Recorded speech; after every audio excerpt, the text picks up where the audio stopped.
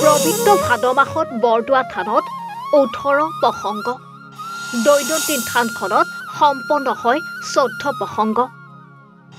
মহাপুৰুষীয়া সংস্কৃতিৰ ৰক্ষাত কি ভূমিকা নৰুৱা সত্ৰৰ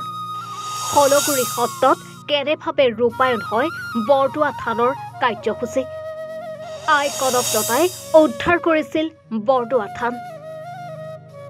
উদ্ধাৰৰ সময়ত নাছিল নৰুৱা আৰু হলগুৰি সত্ৰ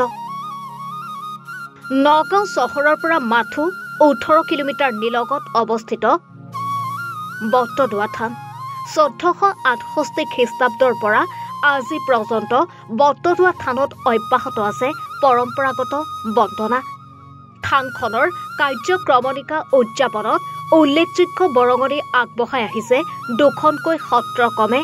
হলগুৰি সত্ৰ আৰু নৰুৱাই জগত গুৰুজনৰ পদচিহ্নও সংৰক্ষিত হৈ আছে এই দুইখন সত্ৰৰ সংলগ্ন দুটাকৈ পদশিলাত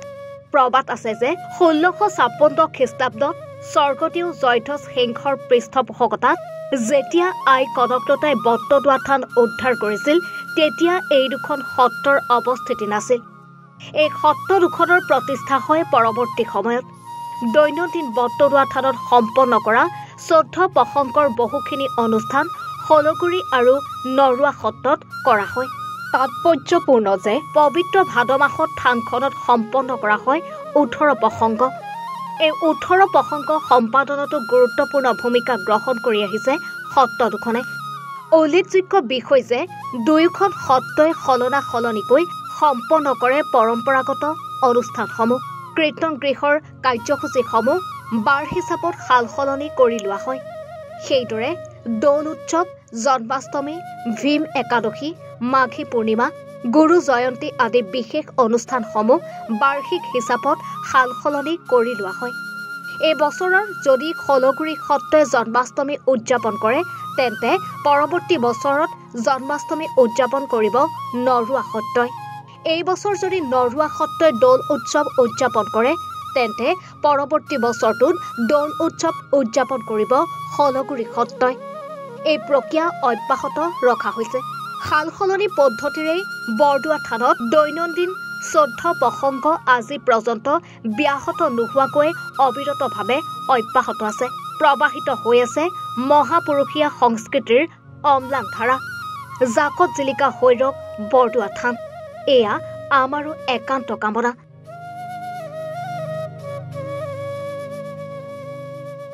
news desk report any Bharat 24 নমস্কাৰ মহৎপল দাস আৰু আপোনালোকে চাই আছে এনি ভাৰত আৰু আপোনালোকক জনাবলৈ পাই মই বহুত সুখী হৈছোঁ যে আমাৰ সকলোৰে মৰমৰ শ্ৰদ্ধা জুবিন গাৰ্গৰ গীতসমূহৰ ভিত্তিত এটা খুব সুন্দৰ ৰিয়েলিটি শ্ব' এনি ভাৰতে আয়োজন কৰিছে জুবিনৰ গানে কি আনে এই প্ৰথম ছিজনটোত অডিশ্যনছ আৰম্ভ হ'ব আগষ্টৰ পৰা অসমৰ বিভিন্ন জিলাত গতিকে মই সমূহ কলাকুশলী বিশেষকৈ যিসকল প্ৰতিভাশীল গায়ক গায়িকা আছে আমাৰ সমাজত তেওঁলোকলৈ মই এটা আহ্বান জনাইছোঁ তেওঁলোকে প্ৰস্তুত হওক এই ৰিয়েলিটি শ্ব'ৰ বাবে আৰু তাৰিখটো হৈছে 15 আগষ্ট 2024 চন এনি ভাৰতৰ অডিশ্যন জুবিনৰ গানে কি আনে